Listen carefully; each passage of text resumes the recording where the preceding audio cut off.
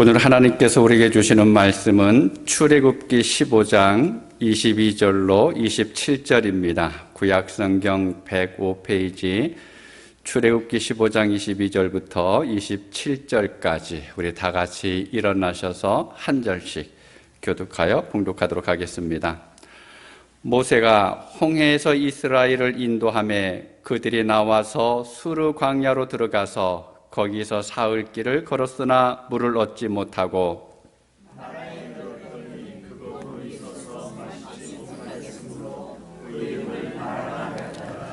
백성이 모세에게 원망하여 이르되 우리가 무엇을 마실까 하매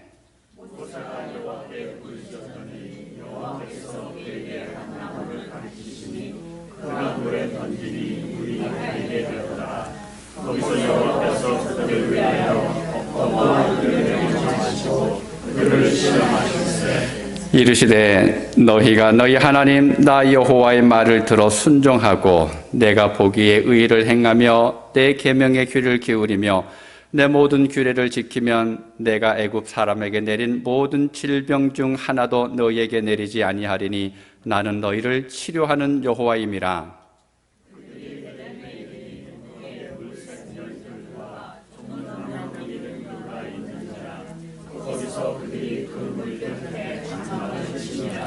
아멘.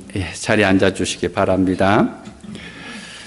자, 아침에 갈등하는 시간들이 아마 있었을 겁니다. 눈이 올 거냐 말 거냐, 뭐 비가 내린 듯 하긴 한데 과연 이것이 얼마만큼 올 거냐, 예배를 해야 될까 말아야 될까. 오늘 예배로 모이지 않는 교회들도 꽤 있는 것 같습니다. 뭐 안전을 위해서 아마 그렇게 나름대로 결정했을 텐데 아마 오늘 하나님께서 참 고민이 많으셨을 것 같아요.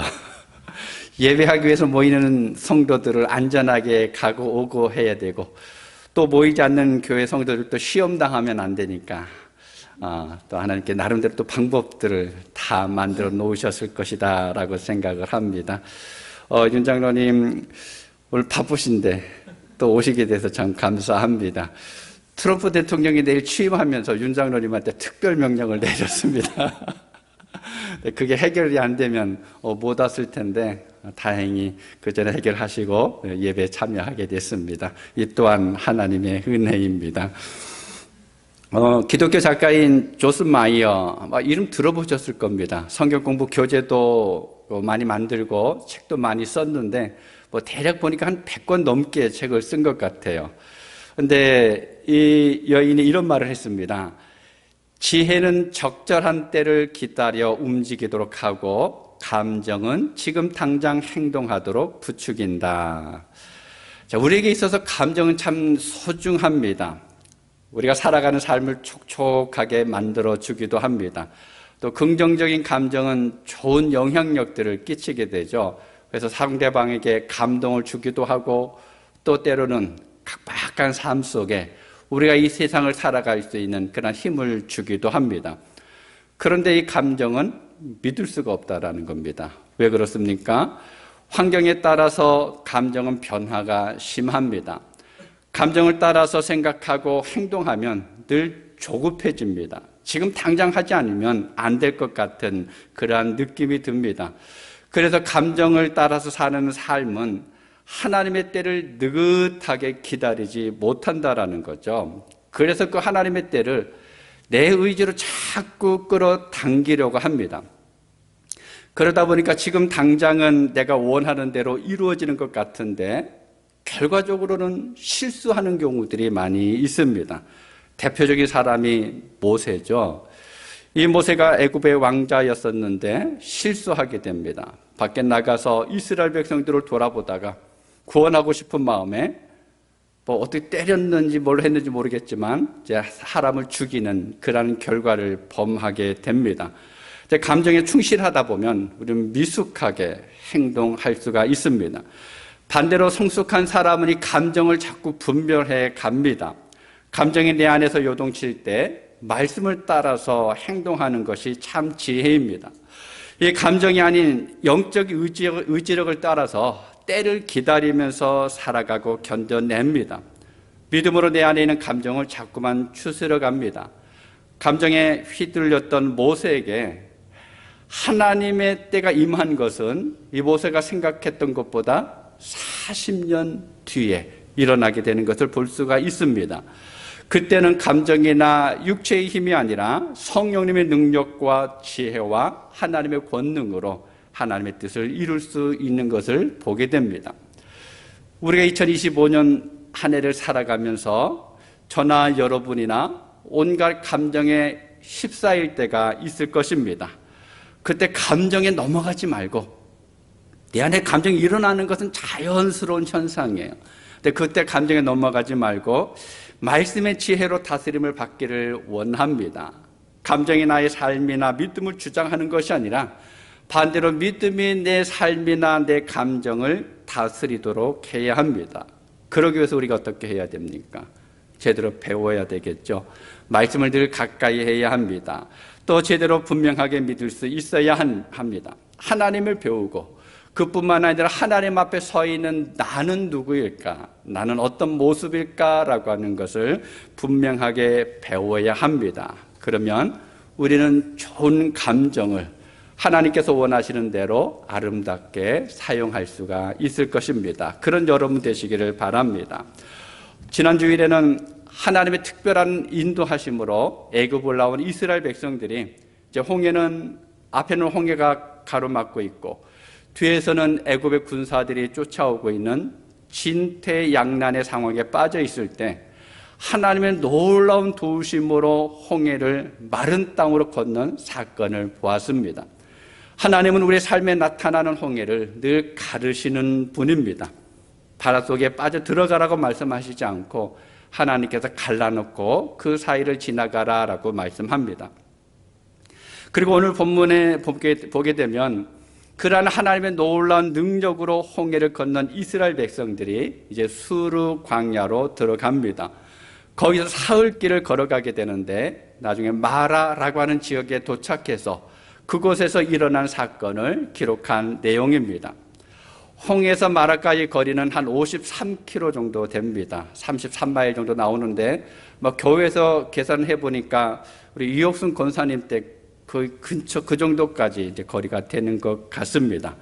근데 이 길을 사흘 동안 걸어갔다라는 겁니다.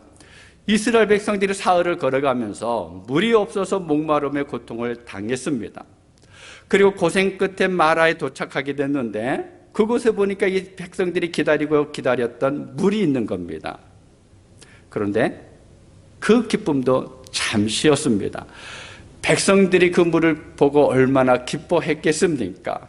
그래서 가서 얼른 그 물을 떠서 입에 넣었는데 이 물이 써서 도무지 목으로 넘길 수가 없어서 다시 뱉어야 되는 그러한 상황에 처하게 된 겁니다. 그러다 백성들은 모세를 향해서 원망합니다. 우리가 무엇을 마셔야 되느냐? 왜 우리를 이곳으로 끌고 왔느냐라고 원망하게 됩니다. 홍해 앞에서 하나님을 원망하고 모세를 원망했었던 것은 삶과 죽음 사이에서, 그러니까 생존의 갈림길에서의 문제로 인해서 원망을 했습니다. 그리고 오늘 마라에서의 원망은 생활 속에서의 부족함, 또 결핍, 없는 것에 대한 원망입니다. 이러한 사건들을 보면서 우리를 발견할 수가 있습니다. 사람이라고 하는 그 존재가 환경에 너무 연약하다라는 겁니다. 너무 이기적이고 지극히 감정적이다라고 하는 것을 발견할 수가 있습니다. 나에게 조그만 어려움이 있거나 아니면 손해가 나면 너무 쉽게 하나님을 원망하고 사람을 원망하기도 합니다. 여러분, 우리는 어떤 것 같습니까? 여러분은 안 그렇습니까? 하나님이 도우실 거야. 여러분 그렇게 생각하시면서 의연하게 평안하게 기다리십니까? 아니면 조급하게 무언가를 행하십니까? 간혹 순간적으로 내 속에서 무엇인가 감정이 온다면 그러한 순간에 우리는 그것을 다스릴 수 있어야 합니다. 그런데 오늘 본문에 보니까 이스라엘의 지도자인 모세가 이러한 순간에 감정을 가라앉히고 하나님께 부르짖습니다. 그때 하나님께서 모세에게 한 나무를 가리키셨고 모세는 그 나무를 가져다가 물에 던졌습니다. 그러자 물의 쓴맛이 싹 사라져서 이제 달게 돼서 마실 수 있게 됐습니다. 목마름의 문제가 해결이 된 것입니다. 이 사건 이후에 하나님께서 이스라엘 백성들에게 아주 중요한 말씀을 하셨습니다. 하나님이 어떤 분인지를 말씀하십니다. 뭐라고 하셨습니까?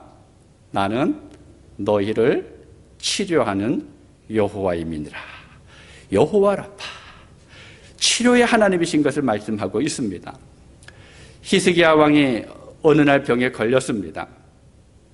그런데 선지자가 찾아와서 당신이 이 병에서 고침받지 못하고 죽을 것입니다 라고 하는 하나님의 말씀을 전합니다. 그 말을 듣고 나서 히스기야 왕이 벽을 향하여서 하나님 앞에 간절히 간구합니다. 그 기도를 들으시고 하나님께서 15년을 더 살게 하셨죠.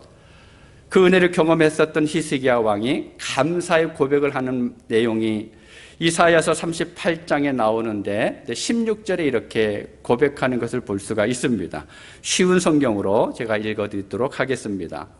여호와여, 이 모든 일이 일어났지만 내 생명은 살아날 것입니다. 나의 영혼이 이 모든 일을 극복하고 살아날 것입니다. 주께서 나를 낫게 해주시고 살려주셨습니다. 여러분, 사람이 죽고 사는 것이 하나님에게 있다라는 겁니다.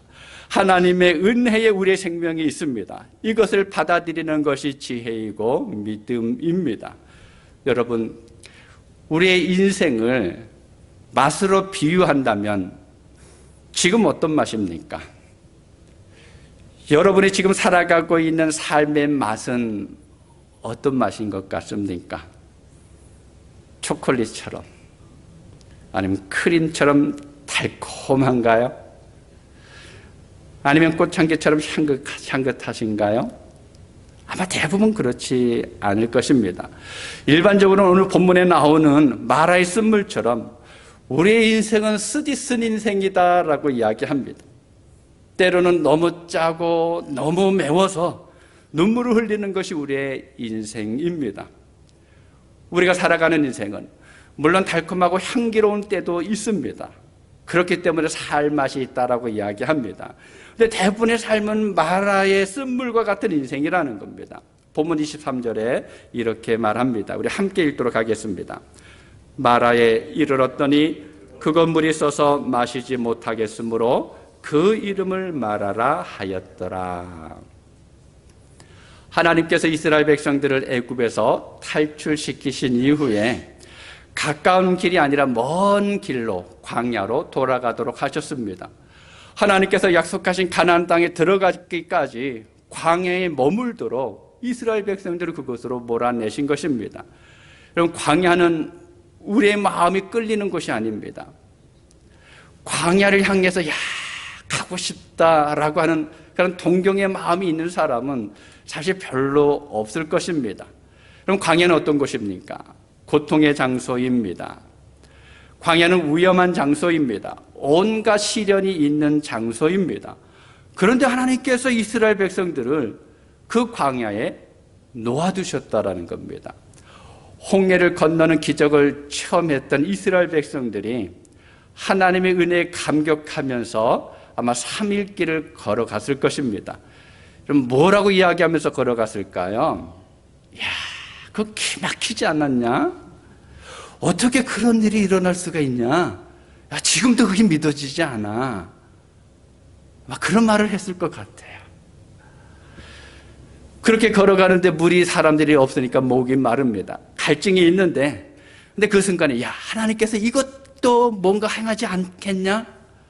이 목마름 속에 있는데 하나님께서 뭔가 준비해 놓아주시지 않았겠냐? 라고 분명히 생각을 했을 것입니다. 그런데 겨우 도착한 마라에서 그토록 찾았던 그 물을 발견했는데 그 물이 너무 써서 마실 수가 없다라는 겁니다. 그렇지 않아도 광야를 걸어오는 3일 동안 그 시간이 너무너무 힘들었는데 이제 주저앉고 싶은데 겨우 참고 와서 찾은 그 물마저도 써서 마실 수가 없습니다. 이럴 때 이스라엘 백성들의 마음이 어떠했을까요? 본문에 나오는 것처럼 원망으로 가득 찼습니다. 기대가 크면 실망도 크다는 말처럼 이스라엘 백성들은 바로 그랬습니다. 그럼 우리 그리스도의 삶도 마찬가지입니다. 우리가 예수님을 믿으면서 살아가는 것이 믿지 않고 살아갈 때보다 더 힘들 때가 있습니다. 더 어려운 시간을 보내야 할 때가 있습니다. 삶의 폭이 좁아집니다. 믿지 않으면 내 마음대로 살아갈 수가 있는데 예수님을 믿고 나니까는 하지 못하는 것들이 점점 더 많아집니다. 제약이 있습니다. 그러다가 어떻게 합니까? 어떤 사람들은 예수 믿어도 별거 없네.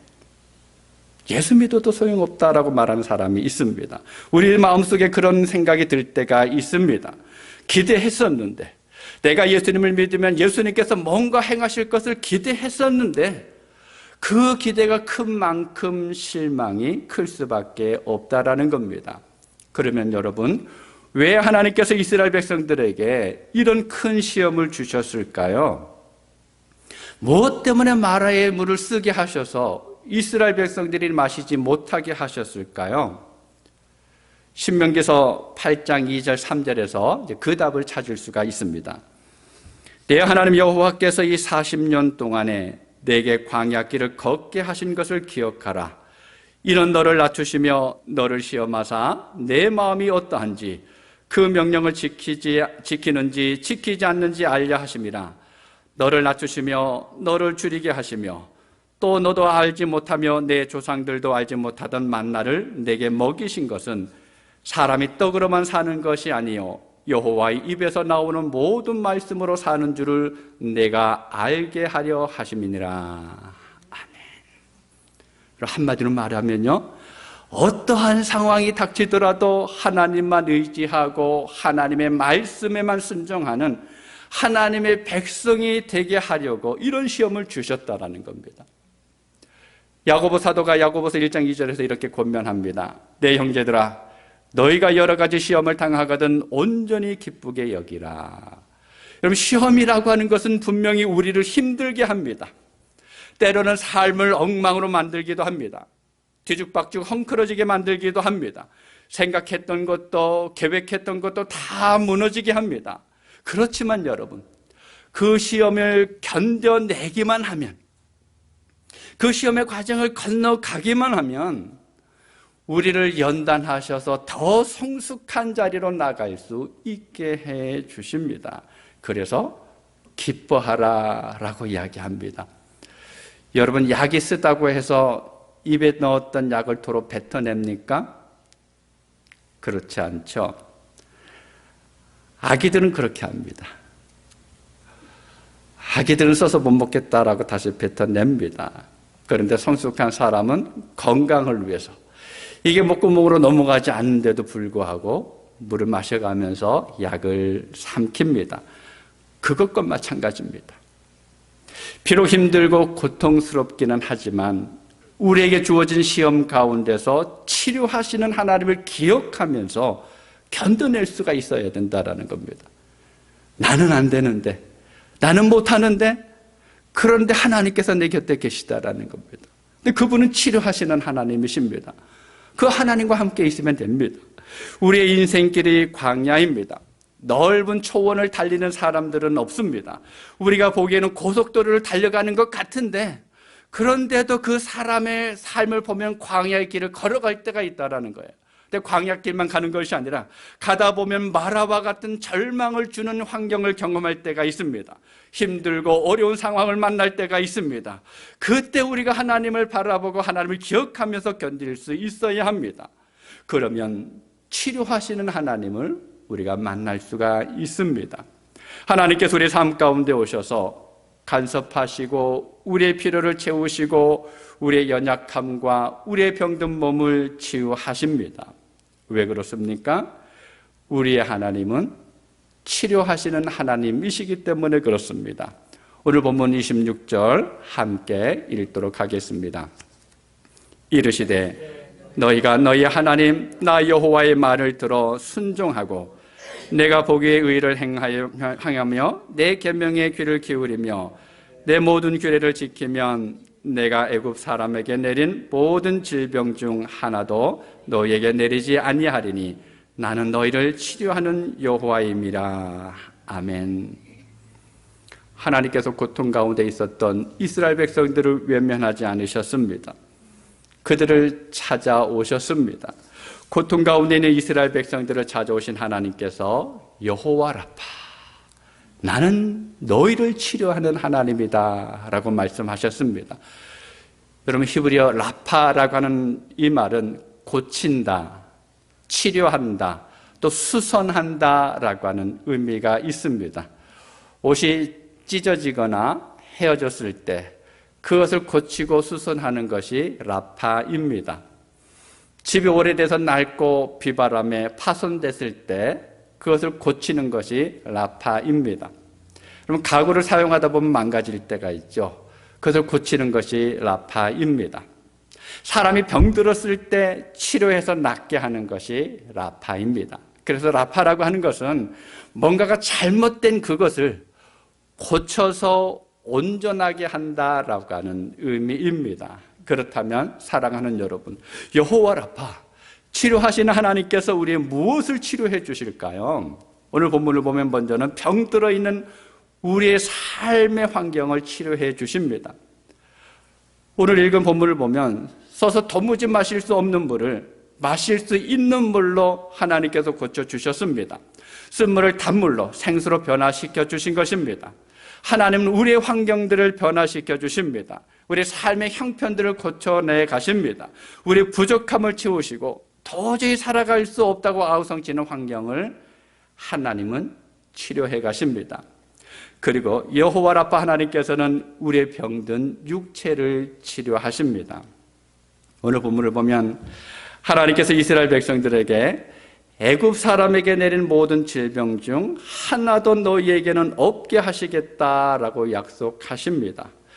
이스라엘 백성들이 애굽을 떠나는 과정에서 애굽의 강팍한 바로하고 또 애굽의 백성들을 여러 가지 질병으로 하나님께서 벌하셨는데 이 질병을 이스라엘 백성들에게는 주지 않겠다라고 말씀하시는 것입니다. 하나님께서 하나님의 백성들에게 하나님의 말씀을 붙들고 살아가고 하나님을 의지하면서 살아가는 하나님의 백성들에게 삶의 질병은 있을지는 몰라도 징계로서의 질병은 내리지 않겠다라고 말씀하고 있습니다. 여러분, 이 말씀 보면서 착각하지 마시기 바랍니다. 우리가 하나님을 믿었기 때문에 절대로 병에 안 걸리는 게 아니에요. 열심히 믿어도 병에 걸리게 됩니다. 넘어져서 다칠 수도 있습니다. 때로는 심할 때는 히스기야 왕처럼 죽을 병에 걸리기도 합니다. 중요한 것은 무엇인가 하면 하나님을 믿는 나를 그러한 질병으로 징계하시지는 않는다라는 것입니다. 우리가 때로는 아픈 것은 내 생활의 문제이지 하나님의 벌이 아니라는 거예요. 그리고 말라기 4장 2절을 보면 하나님께서 이런 약속을 하시죠. 내 이름을 경외하는 너희에게는 공의로운 해가 떠올라서 치료하는 광선을 비추리니 너희가 나가서 외양간에서 나온 송아지같이 뛰리라. 아멘. 하나님께서 우리 건강의 회복을 약속하셨습니다. 예수님께서 이 땅에 오셔서 이 말씀을 이루셨죠. 많은 병자를 고쳐주셨습니다. 아니, 지금 우리가 살아가고 있는 이 시대에도 믿음으로 주님 앞에 나아감으로 인해서 고침받는 많은 이들이 있습니다. 병원에서는 안 된다 했지만 믿음으로 나음받는 사람들도 있습니다. 하나님은 우리를 치유해 주십니다. 우리의 연약함을 낫게 하여 주십니다. 우리를 일으켜 주십니다. 그뿐만 아니라 하나님께서는 무엇보다도 우리의 병든 심령을 고쳐주십니다. 지친 심령을 강하게 해주신다라는 겁니다. 오늘 읽은 말씀을 보면 하나님께서 원망하던 이스라엘 백성들의 심령까지 고쳐주시는 것을 볼 수가 있습니다. 이스라엘 백성들은 마실 물이 없음으로 인해서 원망하고 불평했습니다. 그런데 하나님께서는 그들이 회복될 때까지 끝까지 참아주셨고 받아주시고 그리고 사랑으로 기다려주셨습니다. 은혜 주셔서 원망과 불평의 자리에서 오히려 감사의 자리로 나아갈 수 있도록 이끌어 주셨습니다.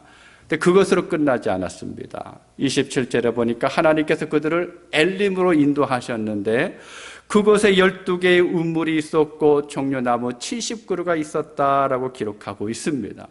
오아시스로 인도하신 거예요. 그들로 하여금 그곳에서 참된 평안과 쉼을 누릴 수 있게 해주셨습니다. 여러분, 주님 안에 있으면 참된 쉼을 누릴 수가 있습니다. 마태복음 11장 28절에 보면 수고하고 무거운 짐진 자들아 다 내게로 오라 내가 너희를 쉬게 하리라 라고 말씀하신 것처럼 주님 안에 평강이 있습니다. 하나님의 말씀 안에서 참된 위로를 받을 수가 있습니다. 주님이 세우신 교회 안에서 참된 평강을 맛볼 수가 있습니다. 사랑하는 여러분, 지금 여러분이 있는 이곳이 주님이 주시는 안식과 평안을 누리는 복된 자리가 될 수 있기를 바랍니다. 12의 물샘이 있고 종려나무 70그루가 있는 참된 평강의 자리가 있기를 원합니다. 아니, 여러분이 살아가는 그 삶의 순간에 치료하시는 하나님의 내 곁에 다가오심으로 인해서 그 현장 속에서 쉼을 누리고 평안을 맛보고 또 안식을 누릴 수 있는 여러분 모두가 되실 수 있기를 바랍니다. 그렇다면 여러분, 여호와 라파, 치료하시는 하나님의 은혜를 누리기 위해서 우리가 어떻게 해야 될까요? 하나님은 우리의 환경을 치료하기를 원하십니다. 하나님은 우리의 병든 육신을 치료하기를 원하십니다. 하나님께서 우리의 병든 심령을 치료하기를 원하십니다. 그런데 어떻게 하면 여호와 라파의 은혜를 체험하면서 그 은혜를 누릴 수 있느냐라고 하는 것입니다. 오늘 말씀에 보면 두 가지 사실을 분명하게 발견할 수가 있습니다. 첫 번째는 우리가 기도할 때입니다. 본문 25절 초반에 보면 모세가 여호와께 부르짖었더니 여호와께서 그에게 한 나무를 가리키시니 그가 물에 던지니 물이 달게 되었더라라고 기록하고 있습니다. 마라의 쓴물로 인해서 이스라엘 백성들이 모세에게 원망하고 있는 그 순간에 모세가 한 일이 무엇인가 하면 하나님께 부르짖어 기도한 것입니다. 여기서 부르짖었다라고 하는 것은 내 속에 있는 것을 밖으로 다 쏟아낸 것을 이야기합니다. 그냥 기도한 것이 아니라 갈급한 심령으로 지금 이스라엘 백성들이 아파하는 그 아픔을 내 마음에 품고서 함께 아파하면서 부르짖으면서 하나님께 나아간 것입니다.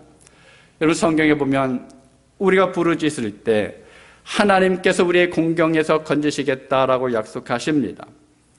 우리가 부르짖을 때 하나님께서 고통에서 건지시겠다라고 말씀을 하십니다. 우리가 부르짖을 때 사망에서 건지시겠다라고 약속하셨습니다. 예레미야서 33장 3절을 보면 너는 내게 부르짖으라 내가 내게 응답하겠고 내가 알지 못하는 크고 은밀한 일을 내게 보이리라 라고 말씀하고 있습니다. 오늘 말씀에서 모세가 부르짖었을 때 여러분 어떤 일이 일어났습니까? 하나님께서 해결책을 주셨습니다. 한 나무를 가리키시고 그것을 물에 던지라고 하십니다. 모세가 그 말씀대로 순종합니다. 그 나무를 갖다가 던졌더니 그 물이 달게 되었습니다. 먹지 못하던 샘물이 치유된 것입니다. 모세의 기도에 하나님께서 응답하신 것입니다. 여러분, 마라의 쓴물을 모세가 고쳤나요? 아닙니다. 전적으로 하나님께서 하신 것입니다. 모세는 단지 울면서 하나님께 부탁한 것뿐이에요. 모세의 기도로 쓴물이 단물로 변화된 것이 아닙니다. 단지 모세의 기도를 들으신 하나님께서 말씀대로 순종하니까 문제가 해결된 것입니다. 기도하면 하나님의 방법을 아는 지혜의 문이 열립니다. 때로는 우리의 기도와 하나님의 뜻이 다를 경우도 있습니다. 하나님께서 계획하신 대로 우리를 이끌어 가시기 위해서 우리가 기도한 대로가 아니라 하나님의 방법대로 응답하실 때도 있습니다. 하나님께서 출애굽한 이스라엘 백성들을 가까운 길이 아닌 먼 광야길로 인도하신 것처럼 우리에게도 그렇게 하실 때가 있습니다. 하나님께서 내 기도를 들으시고 내가 기도한 내 뜻대로 내가 원하는 대로 이루어 주시지 않을 때가 더 많이 있습니다. 그런데 여러분, 그것이 우리에게 더 좋은 길이라는 것을 알아야 합니다. 그 어떠한 방법보다도 우리의 기도가 문제의 해결책입니다. 가장 확실하고 정확한 해결 방법은 기도하는 것입니다. 왜 그렇습니까?